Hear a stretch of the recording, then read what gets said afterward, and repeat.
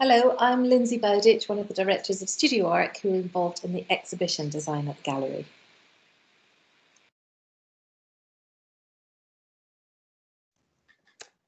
My name's Thomas Hamilton. I'm from Hoskins Architects and I was one of the architects who worked on the project. Hello, I'm Christine Roux. I'm the Art Gallery Museums Manager with Aberdeen City Council. And I'm Helen Fothergill. I'm Head of Collections for Aberdeen Art Gallery and Museums, part of Aberdeen City Council as well. So I'm going to I'll pose a couple of questions for the panel, and we're going to take our turns in answering, and then we might revisit some of them if it sparks ideas during the conversation. So for you, what do you feel were the best bits of the project from start to opening the art gallery? And then looking back now, what do you think are the best bits of the end result? So what do you like the most in the art gallery now that we're open to the public? I'm going to start with Lyndsey, please. Oh, there is so much. I think personally for me, it was a total privilege to be involved because I learned so much on this project. Discovering the art. I wasn't that familiar with Aberdeen Art Gallery's collection before I got involved, and I was blown away with it. The first day we came up to look at it before we were appointed, and it was a very different gallery then. And I think that whole process of understanding the art and the stories and the people and how they were created and why they were created, all of that was so enriching, so discovering that was fantastic. For us as a company, we loved working on this project. There was a great team spirit. There was that shared vision we talked about before. We were working in a really supportive environment, and that, I think, enabled us to do our job to our best abilities. We were given time to develop things. We could pay attention to detail. I think that was a really important thing that gave us a lot of personal satisfaction when we look back, that, we know all these really tiny decisions that every single one was pored over, endless things that we would print out and stand back and look at, and is that the right size? And, taking lots of time to be able to do that was important. And having great, I think one of the things that I really enjoyed on the project was the fact that you were willing to kind of, in a way, take a bit of a risk. So things like quite innovative things, I think, like the Plus Music, which is a digital music, and we called it Music to Watch Art By. It was a sort of extra canvas. And the idea for that is that you can listen to music that's been curated by the curators, but not just by the curators. You involved lots of different people on that, the front of house staff. It was really inclusive. And you can go into each of these different gallery spaces and have another sensory experience listening to music. And I think that kind of thing, from Beyonce to Beethoven, that eclectic mix is something for me that is just lots of fun. And I think, it kind of sums up a lot of what Aberdeen Art Gallery is to me. It's got that confidence. It wants to be fun. It's inspiring. You can get involved. You don't need to know everything that's ever been written about art to go there and appreciate it. And I think that was really important. So I think those things personally gave me a huge amount of satisfaction in being involved in a project of that calibre and being able to input into that. And I think for me, the best bits about seeing it open, you spend so many years looking at things slightly abstracted because they're marks on a bit of paper, or they're, we're poring over stuff, and it suddenly has a life. And I think that's quite an emotional thing. I think actually going into the gallery that you've kind of been thinking about for years and years and years, and seeing that actually, you've helped to create something that other people are interacting with in a way that's got nothing to do with you whatsoever, is a brilliant feeling. And I remember being there soon after it had opened, and there was a little kid in Gallery 18 in the portrait pod, and he came running in his school uniform, and he was pulling his mum along, and he was wanting to show her stuff. And I thought, yay, that to me was a sense of absolute satisfaction, because that child will be confident going to any art gallery in the future. So for me, that I think is probably the most personal thing that you sort of feel it's got value, it's got benefit, and all the hours, everything that's been poured into it is worth it. So yeah, I think it's quite an emotional journey, not only for the visitor but for the team as well. So yeah, there's lots of things that I could pick out. In terms of spaces, I think Christine talked about the fact the gallery is so different. So you've got the Remembrance Hall, which is beautiful, and Hoskins have done an absolutely fantastic job on it. I mean, the light quality, it's so peaceful, contemplative within there. And we've got a projected scroll that I think has about 5,000 names of people that have lost their lives in various conflicts. And that, I think, just to stand and watch that is very moving. And then you can go into something like Gallery 7, Exploring Art, and that's just a total celebration of art. It's aimed at families, it's hands-on, get in there, have a go. You know, it just invites people to play and to engage. And I think being able to have a building that can accommodate all those different activities and reach out to all these different types of people is one of the most fantastic things, I think for me. So yeah, it's been a great journey. Thanks, Lyndsey. Thomas, follow that.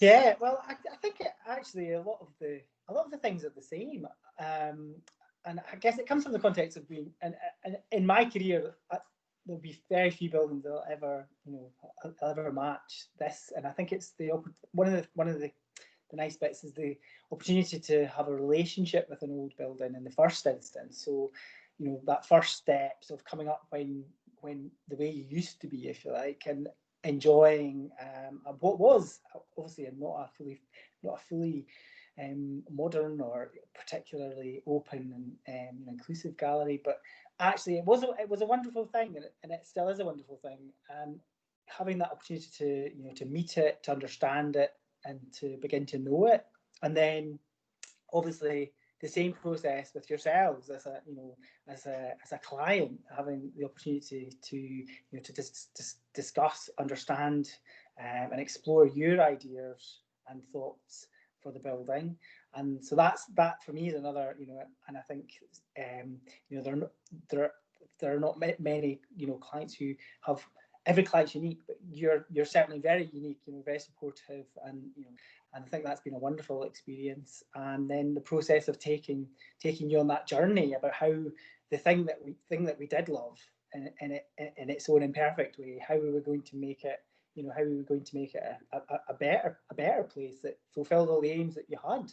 And so that process itself for me was a lovely experience, and you touched earlier on, the process of doing that. So we looked at the history of the building. We did diagrams to understand it, and then actually, we built models. And that in itself is a joyous and wonderful process, because it's about exploring and exposing ideas, and I think that in itself is just an amazing process to go through. And then obviously, I mean, building something in itself is very, very difficult, very challenging, and this building of all had many challenges. And I think, but all of that said, the process of having drawn something, it being informed by discussions with the client, end users, interested parties, and then that thing starts to come out of the ground. It starts to become real. So there's the joy of being on site and seeing something you draw being made into reality. So even just that process through, the new structure on the roof, the demolition, all those things are wonderful things to see. And then eventually, and I think this is, is the final point where the building opens and you see end users, people who are enjoying the building and do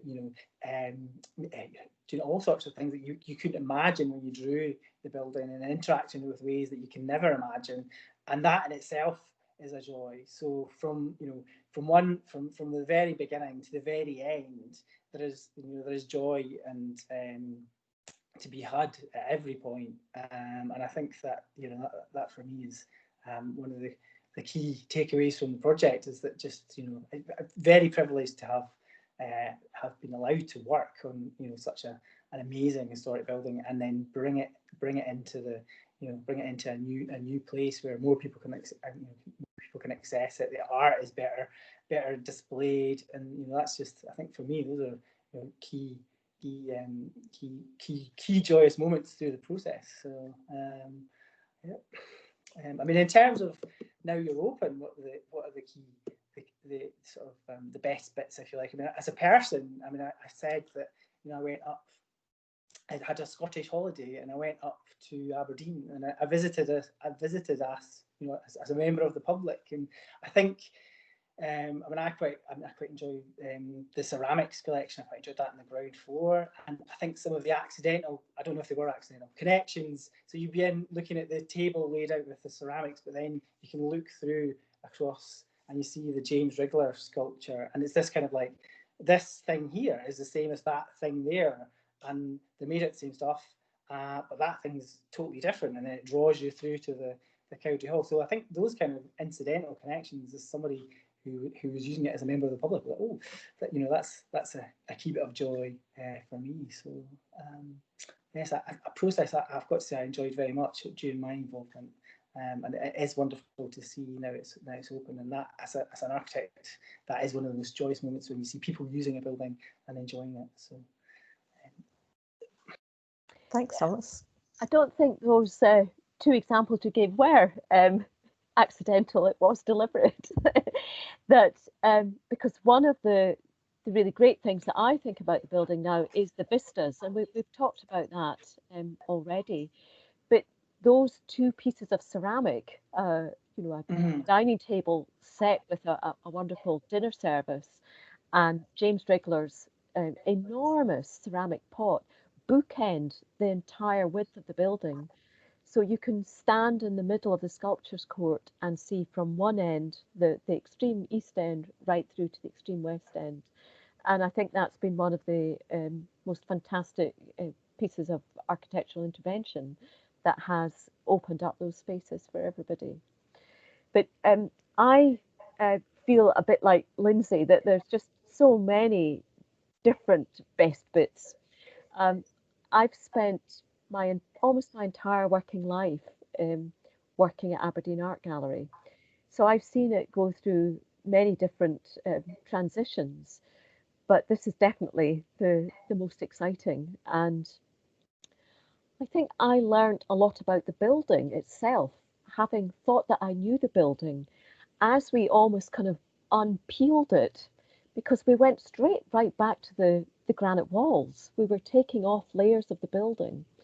I discovered more and more about it. And one of the things I do remember was what we used to call the MacDonald rooms, which would now be galleries 9 and 10. There's an archway in between the two. And there is a wooden dado rail and wooden panelling around the lower third of both those rooms, which carries up over and around the archway. And I always thought that was wood as well. And it's not, it's plaster, which is painted to look like wood. And the vaults at the front of the building, I always saw them as being regular. And it was only when we began to explore those more that we saw that in 1905, when they were put in, the architect then had cut some corners, and some of the vaults were smaller and not quite as regular as the others, which did cause us problems in dealing with that space in this iteration of the building.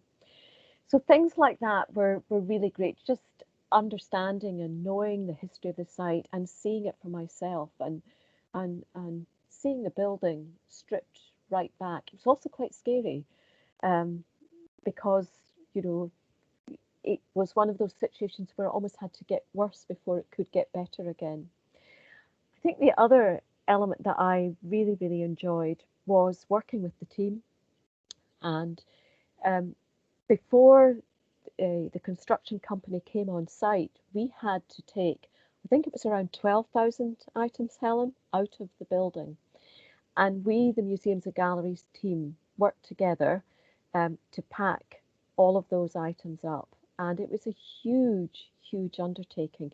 We had a very short window of time to do it in, because we kept the building open to our visitors till the end of end of January, I think it was, in 2015. We had started to pack up some of the collections in some of the rooms upstairs, but we couldn't really get to it until we closed the building to visitors. And then we had about 6 weeks to finish it off.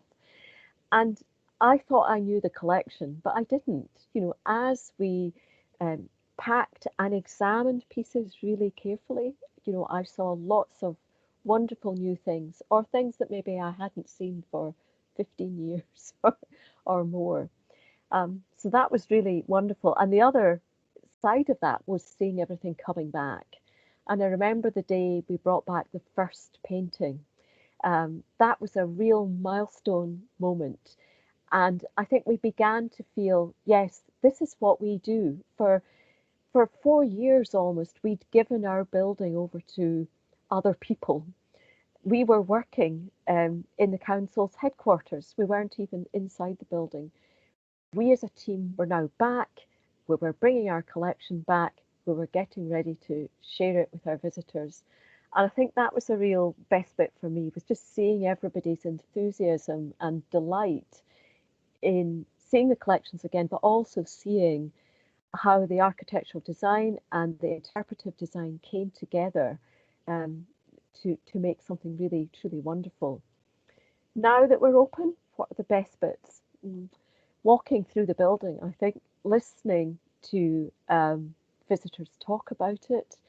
I spoke to somebody just after we'd reopened in August. It was awful, you know, we were open for about 100 days and then we had to shut in March. So having had 4 years and being in darkness, we were then back into about 4 or 5 months of being in darkness again. But right early on, I asked one of our visitors, you know, why'd she come? And she was saying that she had missed seeing 3 particular paintings hugely. And she'd come back simply to see them again, because seeing them online wasn't quite enough. That's, as somebody that's managing the gallery and the services, hugely heartening to hear that the power of art, the way it, I suppose, feeds our souls at times, was there writ large for me. And I think another conversation was with a couple who had been shielding all through COVID, and the first public space that they came to was the art gallery, because they knew they would have a safe and an enjoyable time. So those are really the great things, I think. And I think, as both Lyndsey and Thomas have said, it's just seeing people interact, and the excitement of that never actually leaves you. What do you think, Helen? Yeah, I think you've all covered an awful lot of what I would have said. I think certainly a big best bit for me kept repeating, and I think it was that idea of seeing the building in its worst state, as you said. You know, it's that we were really privileged, yourself and me, Christine, where we got to visit the gallery on a monthly basis and see the progress. And some of it was, like you say, incredibly brutal, but when it started to come back together again, it was just building that excitement. I think when we started to get the artwork back into the building as well, that was a huge you know, piece of work for the team, but we began to own the building again, and actually the team began to feel that sense of ownership, and all of that hard work that they'd put in, all of the things that they'd seen on paper and that, you know, we'd been talking about for the last couple of years started to become real. And I think it was a bittersweet moment in some ways when we opened to the public. It was ours for of months. We ruled that space. You know, we had the privilege of being up close and personal with all of those artworks and all of those amazing objects, and we had private views every day you know, there were a handful of people in at times where we were working really hard in one gallery. And if you took a break away from it, you got to walk around the rest of the space with nobody there. And you know, we were all so excited to welcome the public in, and that opening weekend and then the following weekend, the excitement and the interest that people had in the building was just fabulous, and hearing that feedback. But at the same time, we knew that we'd lost our own private piece of Aberdeen's culture in a way. You know, we do get it now, and we do take those opportunities to walk through when we're back in the building.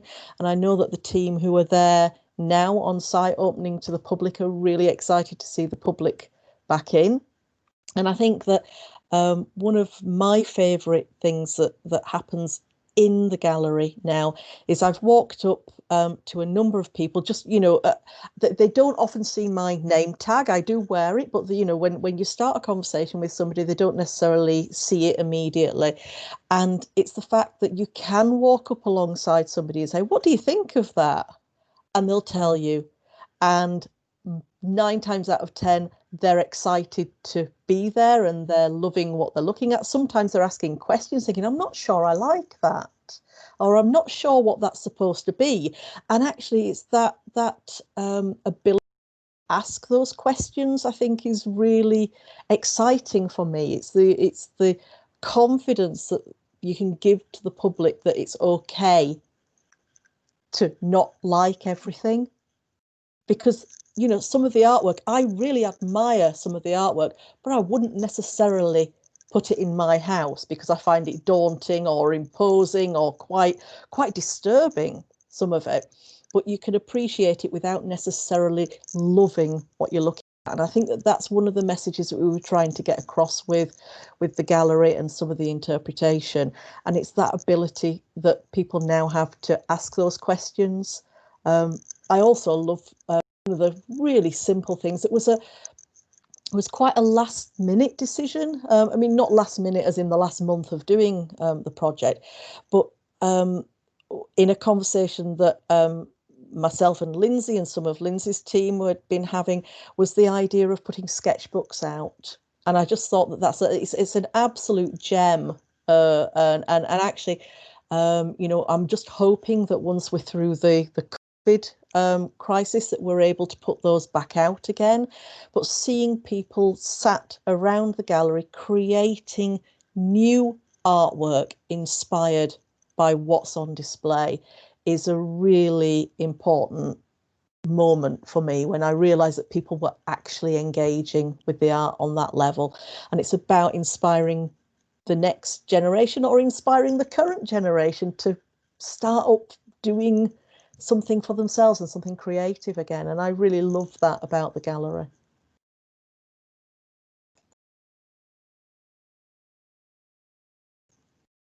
Lyndsey? I would just add that the cake is very good as well.